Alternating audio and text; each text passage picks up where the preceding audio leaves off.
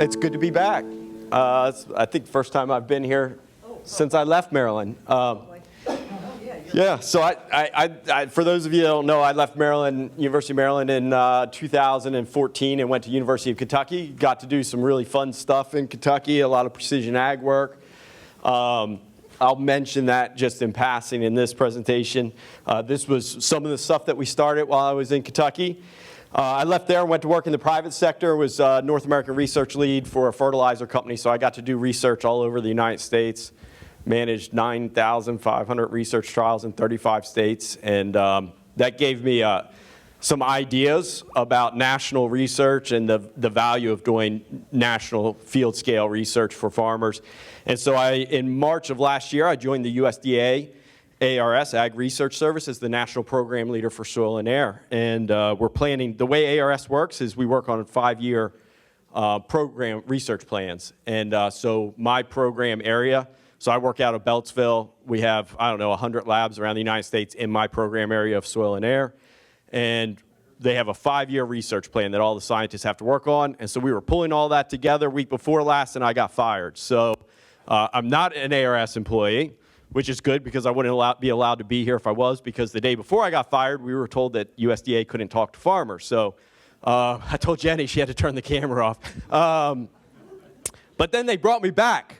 So I may be back. Monday I go back to the office. They unfired me. They said, "We never fired you. That was a mistake," because I work on high-path avian influenza as well as one of my research areas. So I was brought back in, but I was purged with all of the probationary employees. So in USDA ARS, our scientists are probationary employees for 3 years, so everyone under 3 years was fired, and all staff like myself under 1 year were fired. So that's kind of ongoing. So for the last 2 weeks, I was an independent consultant, and as far as everyone knows today, I am still an independent consultant, and Monday I will be back at the ARS.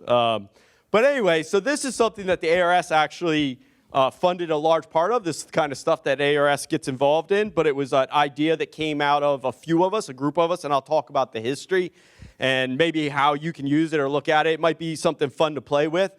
Some of you might have seen me speak about this back at MDA at the state office a few months ago. I don't remember when that was, when Jenny saw me speak to it. And we crashed the system while we were trying to play with it. I tried to get everyone to log on their cell phone. So if you've got a cell phone, have it ready, because this is going to be interactive. I'm going to have you look at some of the stuff on your cell phone. It works a little bit better on a desktop, but you can get some insight from a mobile device. And I've got to recognize John Spargo, runs the soil testing lab up at Penn State, is a tremendous resource. And this really, I got involved in this because of him. We were, well, I'll talk a little bit about the history of it. So getting it right is more important than ever. Fertilizer price is rising. I work for a fertilizer company, so I know what happens to fertilizer price. It's going up faster than crop value. Everyone in this room knows that. Also, and this is why I got involved in it, so you might want to grab this QR code. Now, this is a scientific paper. It was published on Monday. It hit the journal, the Agronomy Journal, on Monday. So for those of you that don't use QR codes, if you just take a picture of that with your cell phone, you should be able to click on it. It'll take you right to the paper. Now, this is a scientific paper. It's not an extension paper. And if I were in another state or another county, I wouldn't bother, you know, at an extension meeting showing a link to a scientific paper. But since we're in Queen Anne's County, and I know that, you know, you guys are a little bit further ahead than most other counties in the United States, I trust that you can read a scientific paper and kind of grasp the core concepts. So see, my grandmother's from Templeville, Queen Anne's County, so I know we're a little bit faster than other folks here in Queen Anne's County. So it's a pretty practical, even though it's a scientific paper. But the title is "Soil Test Phosphorus Predicts Field Level but not Subfield Level Corn Yield Response." And so we started doing precision ag research specifically for precision ag because that hadn't been done before. So we modified Nicole's tech, Gene. Any of you know Gene Hahn? He worked for me out in Kentucky. Gene's not here, is he, Nicole? No, okay. We modified our equipment to be able to do very small plots across the entire field. So we were able to put thousands of small plots in a field. And what we figured out is that as you travel across the field, our recommendations fail when you try and do precision ag. So our recommendations work good for phosphorus and potassium for a flat rate for the whole field, but when you go to the subfield level, they don't work. And so over the next 5 years, if we're able to, this is one of the things that we want to tackle with a national research approach to develop recommendations specific for precision ag. Historically, what we've did is you go out and grid sample or you zone sample, you get your soil test result, but you've got a soil test result for a smaller area of the field. But you take your normal recommendation you normally would use and just apply it to a changing rate across the field. And what we found is that that's not right, and we need to have recommendations that are specific to the subfield. And so very different kind of approach. And so that was part of what went into FRST. Of course, water quality, don't have to talk about that here. And yet, most recommendation systems for phosphorus and potassium are based on decades-old soil test correlation and calibration data with limited coordination between states. Farmers all over the United States, I travel all over the United States speaking to groups, and they say, we need to update soil test recommendations. They don't match our new yields, our new hybrids. And yet, when we go back and we do some trials, we find that for phosphorus and potassium, things haven't changed that much. The recommendations still hold, maybe because the plants are more efficient. But we really haven't had any national coordination of this for decades. And this is where ARS comes in, because instead of things occurring locally at each land-grant university, we can look at national data sets across many states and support that kind of work. So first, a little bit of background. How do we make the soil test recommendations that we follow? Okay, so this isn't real data. This is like ideally what a soil test correlation will look like. I always tell young extension specialists, don't let real data get in the way of a good story, right? Because if I showed you real correlation data, it's really messy, right? It's not this clean. But we are trying with soil test correlation to find out where I don't need fertilizer and where I do need fertilizer. So we have soil tests on the horizontal axis, relative yield on the vertical axis. I go to a lot of fields, and this study can be pretty simple. This study could be 2 treatments, no phosphorus and phosphorus. Right? Just side by side, 2 plots. And relative yield is the unfertilized yield divided by the fertilized yield. So here, 0.95 would be 190 bushels over 200 bushels, or maybe it's 95 over 100 bushels. Both equal a relative yield of 0.95 or 95% of the max yield in the field.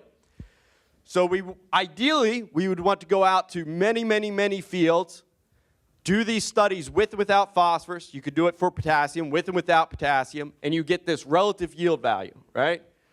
So maybe 0.5. I got 200 bushels with phosphorus, 100 bushels without phosphorus. So I got 100 bushel yield gain by adding phosphorus, right? So we do this across many, many fields, and we try and find that point where we hit a plateau. Above that, we don't need fertilizer. Below that, we do. So that's correlation. The next step, I need to know how much phosphorus to apply at that soil test. That's a separate study. That's called calibration. And so for calibration, now I have fertilizer rate on the horizontal axis, yield on the vertical axis, and I'm applying multiple rates in one field, and I'm trying to find where I maximize yield. You'll notice in this figure, what we found is that generally that sufficient rate, whatever it is, the sufficient rate changes with different soil tests, right? So as my soil test goes up, I don't need as much fertilizer. As my soil test goes down, I do need more fertilizer. But I can still achieve maximum yield regardless of what the soil test is. So I don't necessarily have to build to a point. Like historically, we've always thought, Maryland, it's easy because we use FIV. So we figure at 50, you don't need any more fertilizer. Optimum is between 50 and 100 FIV in Maryland, right? But the trick is, if I have the right sufficient rate, I can always maximize yield. Doesn't matter what the soil test is, I just need more fertilizer, because a plant's always getting some of its phosphorus and potassium from the soil and some from the fertilizer I apply, right? And so if my soil test is lower, I just need more fertilizer, but I can still get to that maximum yield. So this plays into the precision ag question, which is my interest area, because if I'm doing precision ag, I need to know what that sufficient rate is, because in precision ag, I should be using the sufficient rate. So that takes us to soil test philosophy. This is the third part of making a recommendation. And, you know, you go to different sources, and they have different fertilizer rates. Out in the Midwest where I was, they're not mandated to follow university recommendations.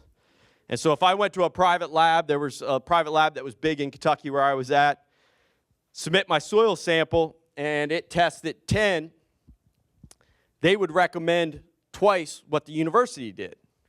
And of course, some people question this, and they go, why is the university restricting how much fertilizer I need? Well, they were just using a very different philosophy. So what does that mean? So the sufficiency approach we already went over. Sufficiency is the minimum rate required to maximize yield. So this is University of Kentucky's corn phosphorus fertilizer recommendation. 200 pounds per acre of P2O5 if you're below about 6 parts per million. Or excuse me, 6 pounds per acre, 3 parts per million. So, this, by the way, this would be an FIV, right here would be an FIV of about 25. Divide this by 2 to get Maryland FIV, so 50 would be 25. So, that's the university recommendation, and it uses kind of a build approach down really low, and then it starts getting closer to sufficiency, and then there's maintenance out here where we think you don't need any. This is our sufficiency recommendation, right? So we don't have a sufficiency recommendation, but this is my best guess of what it is. It's much less than the university recommendation. So this is kind of the first point. If I'm following the university recommendation, I'm above the rate that limits yield. And so in a precision ag approach, if I'm varying the rate around here, I'm just varying up here, I don't really even need to soil test that. I could just drive through the field and speed up and slow down and change the rate, and I would achieve the same thing. There's no science behind it. This is what we found out about precision ag, why what we're doing doesn't work. And then there's crop removal, right? Crop removal says it doesn't matter what my soil test is, my plant always removes the same. What's interesting is crop removal is almost always above the sufficiency rate. So if you're just applying crop removal, you're not losing yield.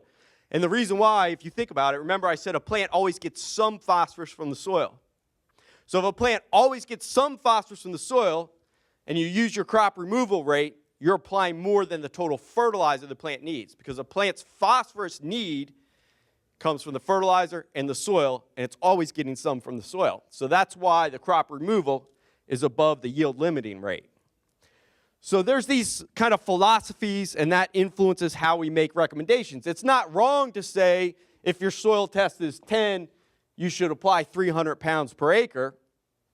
It's just not as economically as efficient as a lower rate, right? But you're going to build faster to that optimum level, and then you don't have to fertilize later. But a soil fertility person like myself would tell you, soil doesn't pay interest. You're better off putting that extra fertilizer money in something that does pay interest, right? Like grain storage or irrigation or the stock market. Maybe. I am not a financial advisor. Past performance is not an indicator of future returns. Do not follow my financial advice. Ask Jenny all your financial questions. So this brings us around to FRST, and what I got to check to see how long I'm allowed to talk. I could talk for an hour, I could talk for 2 hours, I could talk for 5 minutes, it doesn't matter. 30 minutes, all right. So FRST, Fertilizer Recommendation Support Tool. That's not what I wanted to name it, because like FRST is something that's really hard to Google. I tell people to Google FRST, they're going to put the I in it because they're going to spell it right. I wanted to call it North American Soil Test Information, but you can spell that one out. I got voted down. NASTI, I got voted down. So they want it FRST. But anyways, develop a community of practice to galvanize interest and participation around soil fertility. So the idea was, let's pull together all the people interested in soil tests across the United States, whether they're at a university or in the private sector. Provide data for nutrient management scientists and modelers for in-depth analysis of soil test calibration and correlation data, what I just showed you. So making a big data set across states with a lot of points, because no one state has the money to build the amount of data they need to do new things like precision ag. So let's create a big database so we can create new recommendations.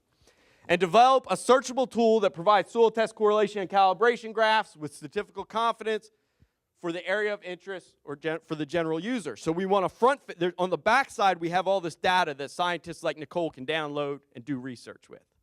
On the front side, we want to make a tool for farmers and their trusted advisors to be able to hold the recommendation they're getting from their soil test lab up against the actual data. And this is still in beta mode. It's not a finished product yet, what I'm going to show you. But it's still pretty cool to play with at this point. So now the tool's kind of been built. They're working on a few things with it, and we're trying to build out data into it. So we're trying to find ways to fund universities and other people to do more calibration and correlation trials to build out a new data set. I guess it was right before COVID, we had a couple of postdocs that traveled all over the United States to get the old data from all the universities, because a lot of how many people remember Alan Bandel? Right? Frank Cole, Josh McGrath, Gurpal Tour. So, you know, the historical soil fertility people in each state did trials, and back in the old days, a lot of this was in hard copy files. It wasn't computerized. And so we actually had a postdoc that went around to universities all over the United States and got those old hard copy files. Interesting story, they didn't get all the ones from Kentucky. I don't know if you heard about the December 10th tornado 3 years ago, went through Kentucky and wiped out all of western Kentucky. It evaporated a building that the ribbons had been cut on that July. Nothing left except for one wall where a family was sheltering, and they lived. A good friend of mine, they went in the building for shelter, and that was the only wall left standing in that building. Amazing. But we lost all our fertility recommendations. They ended up in Indiana, all of that old historic hard copy data. So we brought all that together, and you can look at that now.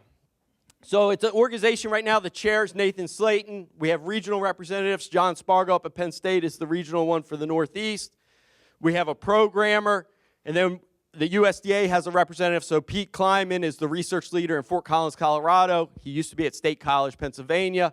And he's in my program area of soil and air, and so his lab unit is under me.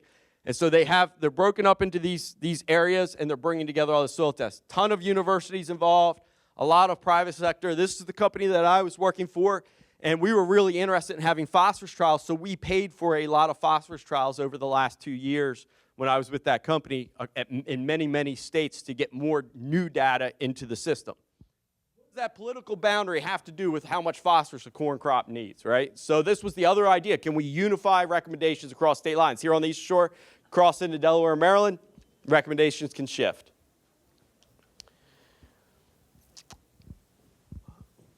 Out at Iowa State, 1994, another report. People just keep writing reports on this. It is strongly suggested that research be done regionally as opposed to individual states, and that current data management systems be used so that any future date the data analysis can be reviewed, and that research data can be added to the data bank.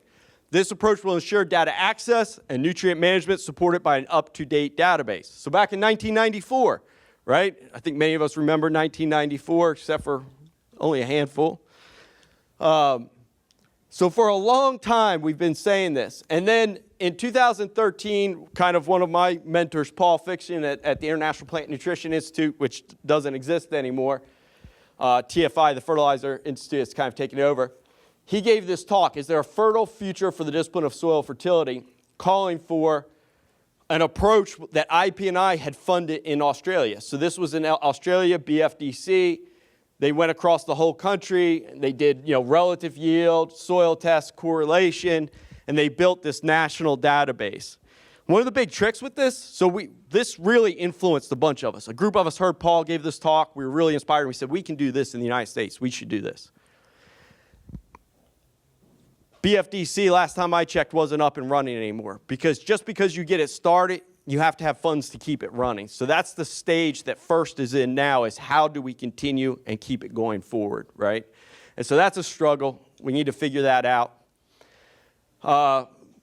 There were a bunch of talks after Paul's kind of calling for this, and so we kind of got FRST started.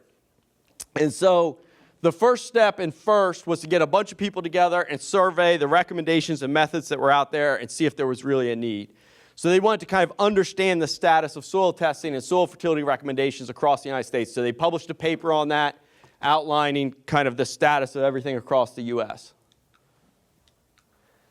They found out that there were 8 different soil test methods, different chemistries in the lab for soil test P. Olson dominated in the west, Bray 1 in the north central, Malik 3 in the south and northeast.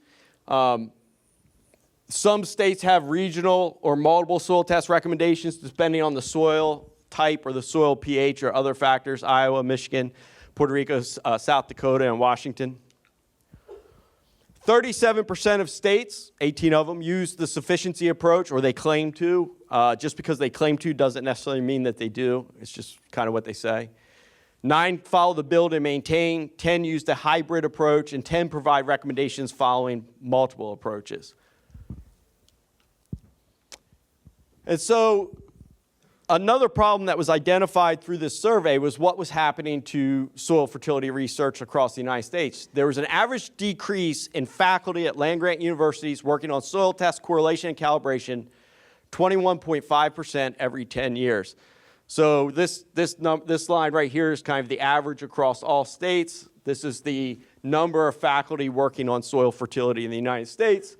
And so it went down from about 3.5 per state to about 1.5 per state. So we know that that's happening at the land-grant university, this decrease in people working on soil fertility. So it's another justification to kind of band together and take a national approach.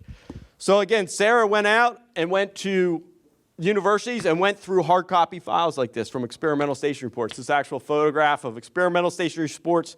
They were scanned and then keyed in to the national database to create what they had to start with.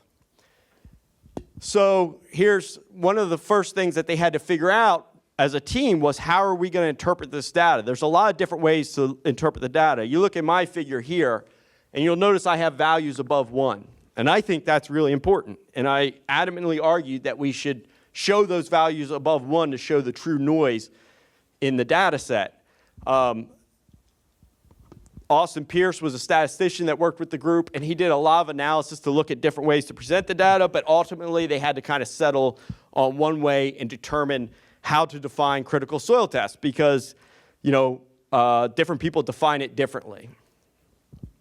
They needed to kind of standardize the experimental methods and the models that were used because you look at the same data set over here with all these different lines, there's different ways to look at it, and it results in different answers of what the critical soil test is. So the take home for you in the room as users is, when we say if your soil test is 10 and you need 180 pounds of phosphate, that's kind of a guess, right? Because there's error around. The real data is messy. If you look over here, look at how messy all of that data is. It's not a clean line like my fake data. It's all over the place. And so it's not gospel that you need exactly what the university says. So the first web-based platform went live about a year or so ago, and this is the landing page on the front website of the website. You can go in and you can explore the tool, and that's what we're going to do together now as a group. So if you have your cell phone and you're interested, whip it out because we're going to go through and look at how this works and see if you're we can play with some of this stuff. I did a phosphorus example, but I find the potassium example to be really interesting. So while our phosphorus recommendations are pretty good on flat rate, I don't think they work for variable rate, but for flat rate, our phosphorus recommendations work.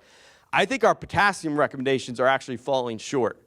And this is the kind of insight you can get from FRST, because you can look at big data sets. When I'm in one state and I can afford to do 3 potassium trials in that state, it's like looking at an elephant, the old metaphor of looking at an elephant, and you're this close to it. You're looking at those 3 trials, and all you see is this little gray piece right in front of your eyes.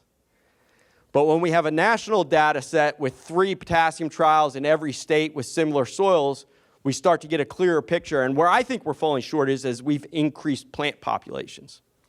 And as plant populations have gone up, in corn I'm talking about, I think the potassium critical level where we cut off applications needs to move up, because potassium stays in the ionic form in the plant. It doesn't go into a physical structural part like phosphorus does.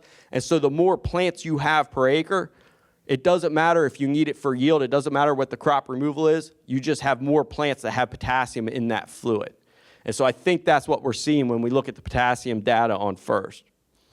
So that's an argument to do some more potassium trials. So there's multiple ways you can query the data. You can do it by nutrient, by crop, by geography, by soil series, by year, by sample depth, by test method. There's all these different things. So let's try and see if we can break the tool. Last time I tried this, it broke the tool, so we'll see. Let me get out of your way here. All right, let's see if I can. I'm going to do it with you so that it breaks with me. Let me make sure that works. Whoops.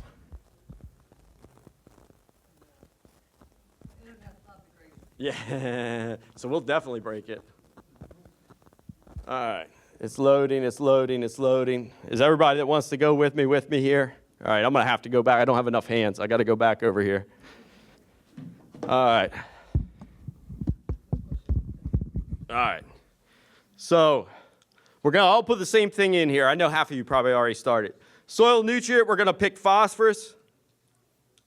For crop, let's go with corn. All right, that's going to make some other things pop up, but we're going to keep this simple. Ignore grain yield, you can leave it blank. Ignore state, leave it blank. It turns out that state doesn't matter. Malic 3 is Malic 3 regardless where you are in the United States if you're talking about corn, and you can see this in the data on here. This is something that I learned from FRST. So we're going to skip state, we're going to skip soil series, we're going to skip the years, but let's pick a soil sample depth of 6 inches. So you just check that box, 0 to 6, all right? And then under soil test, let's just pick Malic 3, but don't worry about colorimetric or ICP. I'm not too worried about that right now. I'm just going to do Malic 3, and we're going to include both colorimetric and ICP. All right, and then down at the bottom, there's a little blue box that says run correlation, and this is where I broke it, so we'll see. I think we broke it. Is anyone's little bar moving? No. Golly. I'm on the internet too. You're on the internet, and it's not, that is so disappointing. So I talked to the computer guys, and I told them I broke it when I was at MDA. I'm going to talk for a minute while we wait and see if this thing, it's starting to work.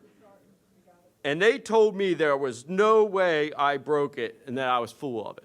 There was like 100 people in that room. They could see the number of people that logged on. They were like 100 people logged on at whatever, 10 a.m. And I said, I am telling you, it froze at 20% for everyone in the room. There we go. I'm up to 60%. Is anyone up to 60% yet? This is like a race. This is like a turtle race. I grew up in Smyrna. How many people know Smyrna, Delaware? Right? That's where I grew up, right? The bar on the corner, which is now, I can't remember, but it used to be Jack and Rick's. Then it was Tully's. It was Snogie's. I can't think of the Irish name of it now. But at St. Patrick's Day, they used to have a turtle race. Then they had a pig race. This is like the turtle race. So. This is not the pig race. All right, now my pictures are starting to fill in, so I'm going to jump ahead. So, well, it's filling in from the top to bottom. So one of the things that you can look at that will show up at the very bottom, if you scroll down to the very bottom. Sorry, I got to stay put. So if you scroll down to the very bottom, it will show all the trials that you're looking at, right? And so what I highlighted here was one from Maryland.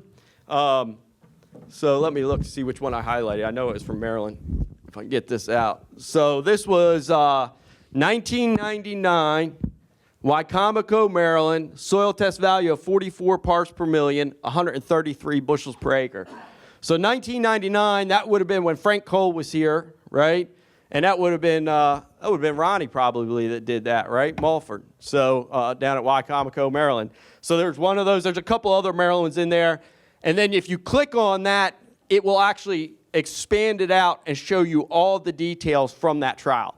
So this isn't probably of interest for the most people other than just curiosity of like what sites were in here, what were the yields and some stuff like that.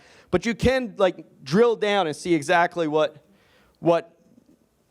sites were involved. And then the next thing is, as going from bottom to top, this is just a distribution. So you have the number of site years and the maximum yield, right? And so over here is 300 bushels per acre. Down here is 40 bushels per acre. And you see that of all the site years, all the different site years in this data set, most of them were about 180 bushels per acre, which is actually surprising when you think most of this is really old data before we were getting those kind of yields. So I'm kind of surprised at how high those were. And then scrolling up, you see the correlation, and you see what I complained about. They capped it at 1. If they didn't cap that, all of these points right here would be way up here, and I think they shouldn't have capped it. So right now, I do not like the green line they draw on there. I totally disagree with how they calculate that. I think it's somebody's fever dream. They're on crack. So let's look at this little black dot right there. So that black dot is what we call the soil test joint point. So that's kind of like above that, I don't need fertilizer, and below that I do. And what you find is that value is about 42.8. So that's the same as Maryland's FIV. So you're not going to get more yield with phosphorus above 43, plus or minus 10, right? So it's the same for phosphorus in Maryland. It's kind of 1-to-1. It depends on the lab, but it's 1-to-1. So Maryland saying 50 to 100 is optimum, pretty much spot on for flat rate phosphorus, right? This says 43. Give it a fudge factor because there's variance in the field, so 50 to 100 is good for phosphorus. And then, oh, that was the last one. Oh, at the top, all you can see is the map going up to the top with all of the sites where the response trials were. And that's what we're trying to fill in, is to get more response trials in. So again, this is just the website. I put a quote here from Paul because at the end of his talk, this is what inspired all of us. We were all sitting in the room, and he said, it can be done provided that the will exists. And it turns out he was right.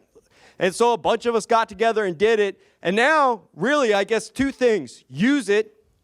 And if you have feedback of how it can be more useful as a farmer in the field, that's my job at ARS. The reason they brought me into the National Program Office was because I came from the field as an extension specialist and from the fertilizer industry to bring the farmer's voice into the room. So until they fire me again next week for being here, give me a call. Jenny can put you in touch with me. Play with it. Let me know what you would like to see in this as a tool. That's the first thing. The second thing is, the only way to get this data, the university has how many fields you can do phosphorus research on, Nicole? Not many. We need to do potassium trials. If the university comes to you and says, we need to do some potassium trials, we need to do some phosphorus trials, try to work with them. I know it's a huge pain in the rear end. I know it. Many of you know from working with me when I was here. It's a giant pain to work with Josh. Nicole's much better. So try and help us get the data to populate this so we can make better recommendations. And since I have about 5 minutes left, I'm going to have time for questions. I wanted to show you one thing. I'm going to skip past it. The idea for this study came from sitting on a fishing boat with this gentleman from Minnesota. We sat there and went fishing all day and came up with the idea for this study. And this is where the FRST funding came from. Was we made a proposal to IP&I, which is funded by the fertilizer industry, to create this database and to do precision phosphorus research, to develop a new type of research. So this is why I moved to Kentucky. So this is like, if you want to know why I left, I know a lot of people thought it was because I was tired of dealing with the Chesapeake Bay. That was not true. I wanted to be able to do this kind of research, and I couldn't do it here because I felt that I had to also do the Chesapeake Bay work. And there I did it. So we modified our equipment so we could make these small plots, 40 by 40, 4 subplots in there, 2 with phosphorus, 2 without, randomized, and we could put them across the whole field and create thousands of data points. We soil sampled every single one of those things because we kept saying we don't need more data, we need a different type of data. So it was a new type of research design, and we just had with and without across the whole field. And we found out that university recommendations on average were right. We got a yield increase when soil test was low.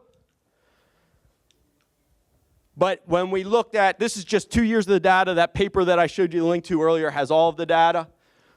This is the cutoff at University of Kentucky. Above that, university says you don't need fertilizer. Below it, you do. What we found is at the subfield level, in these small plots, only half of them needed phosphorus, half of them didn't. So there's all this noise in the field, so we need a new soil test. Does not predict need at the subfield level. It's hard to wrap your mind around. At the whole field level, spot on. Soil says apply, apply if the soil says apply. But if you're doing variable rate, we need something besides soil tests. And so that the next 5 years, I'm going to spend my career and figure out what that is. We have a plan. We'll get there. Anyways, I won't talk about grid sampling. I'll leave that for another talk. But grid sampling's not great either. All right. That's everything I had. Do I have 5 minutes for questions? Sure. Questions, anything.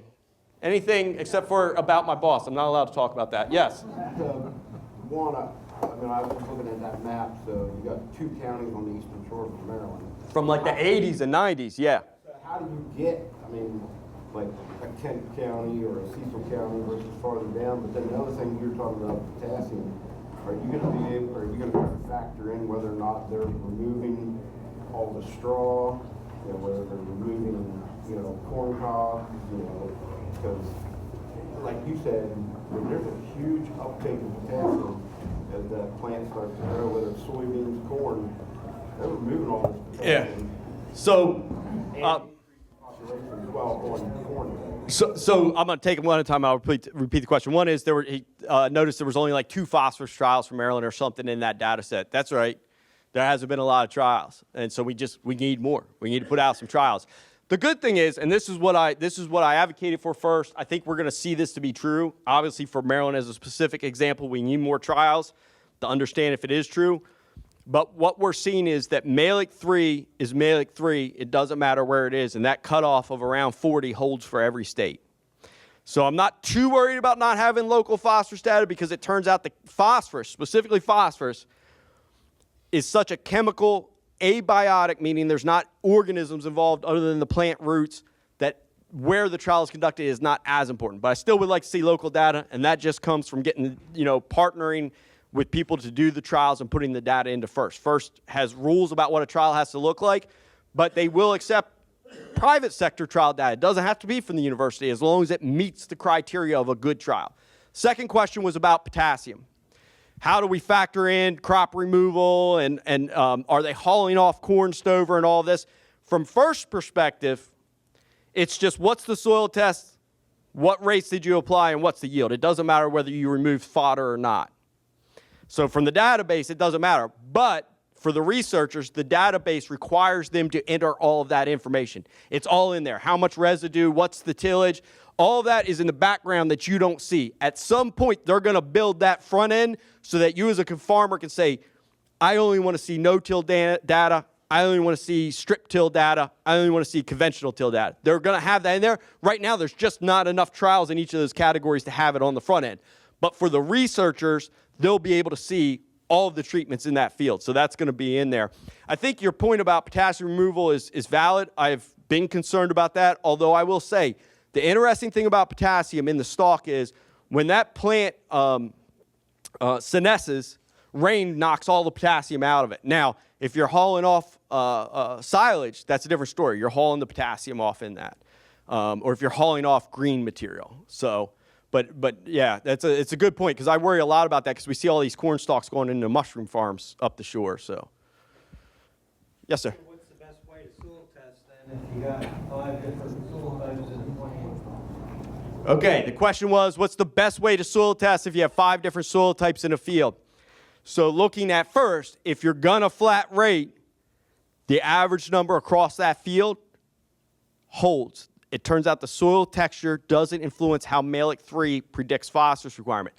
The reason is like if you have more iron in a soil, it holds the phosphorus tighter. Malic 3 sees that and the number will be lower.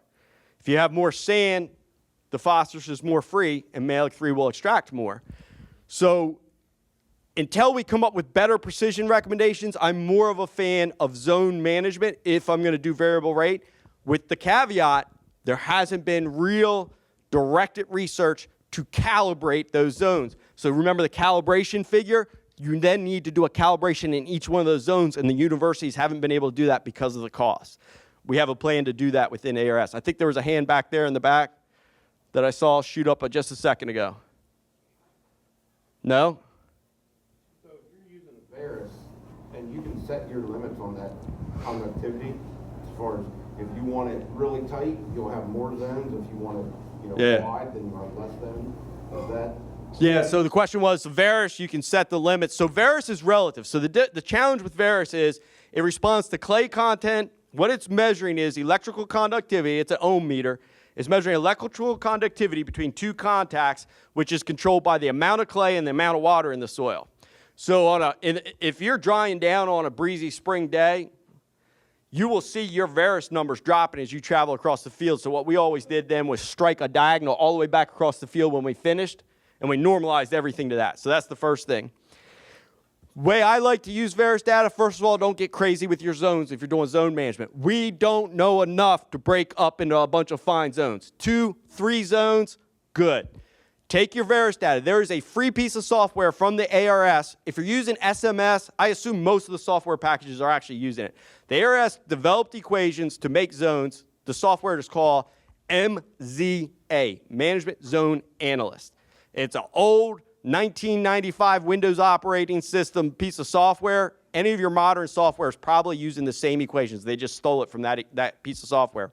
You can stack different layers in there, drill through them to make your zones. So I don't like to use yield for my zones because I'm using something that's the outcome as an input, and I've created circular logic in my zone. So I don't use zone, I use yield to check my zones, right? Yield should show that my zone was right, but I don't want it as input. So I use, doesn't matter on these shore, it was bigger in Kentucky, elevation, slope, aspect, and Verus.